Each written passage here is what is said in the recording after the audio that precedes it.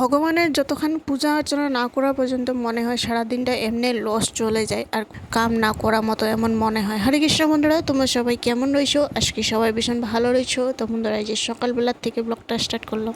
তো 2 দিন পরের থেকে শ্রাবণ মাস লাগবে। তো শ্রাবণ মাসে তো শাক শুক খাওয়া যায় না। তো আজকে বুধবার, তো বৃহস্পতিবার থেকে মানে শ্রাবণ মাসটা লাগবে। তো আজকে বুধবার দিনটা একদিনে খাওয়া, 4 দিন পরে আর খাওয়া হবে না, 1 মাস মতো। তো শ্রাবণ মাসে শাক খাওয়া যায় না, ভাদ্র মাসে মানে দুধ খাওয়া যায় না। দুধের মানে যত বস্তু, যত পনির সনির পাওয়া যায় এগুলো হলো খাওয়া চলে। তো আবার আশ্বিন মাসে মাছ মাংস মসুর ডাল এগুলো অনেক কিছু মানে আমিষের আহার এগুলো বর্জন করা হয়েছে। তো বেগুন ছোট ছোট করে কেটে নিয়েছি, বেগুন সুন্দর করে হলুদ লবণ দিয়ে লাল লঙ্কা দিয়ে ভাজাভাজি করে নিলাম। তারপর এই যে ডাল সেদ্ধ করে রেখে দিয়েছিলাম, ডালের মধ্যে 2-3টা আলু দিয়েছি, আলু সেদ্ধ সুন্দর করে। ডালটিও সোমবার দিয়ে দিই সকালবেলা। তো এই যে আলুটি সেদ্ধ করে নিয়েছিলাম, শুকনো লঙ্কা দিয়ে সুন্দর করে মাখামাখি করে নিলাম আলু সেদ্ধ সকালবেলা। তারপরে এই যে শাক তুলে নিয়েছিলাম, ঘরের সামনে শাকটি যেন মিষ্টি কুমড়া শাকটি একটু তুলে নিয়ে আসলাম, বড় খুব ভালো পায় শাক। তো এইদিকে ভাতও বসিয়ে দিয়েছিলাম একবারে, তারপরে এই যে ভাতটিও হয়ে যায়।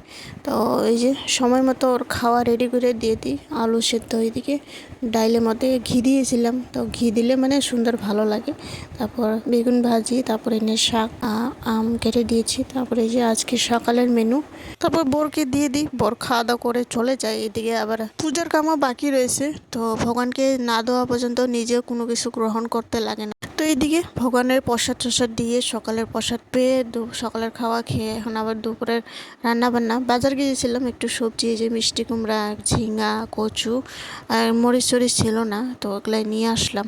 তো এই যে এখন আবার দুপুরের রান্না বান্না এসে এই যে শুকনো লঙ্কা, একটু পাঁচফোড়ন, আদা কুচি দিয়ে তারপরে এখানে মিষ্টি কুমড়া এনেছিলাম, 1 ফালা মতো মিষ্টি কুমড়া সুন্দর করে ছোটো ছোটো করে কেটে তারপরে এই যে ভাজাভাজি করে নিব।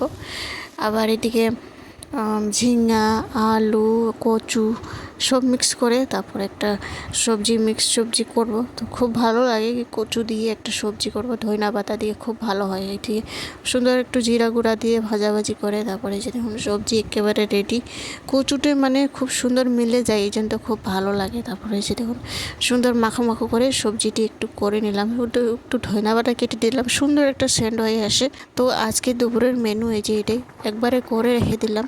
তো রাত্রে মানে একটু অসুবিধা হয়, তো সারাদিন পরিশ্রম করে এগুলো রান্না বান্না খাওয়ার আর ঘরের কাম কাজ করতে করতে মানে শরীর একে কাহিল হয়ে যায়।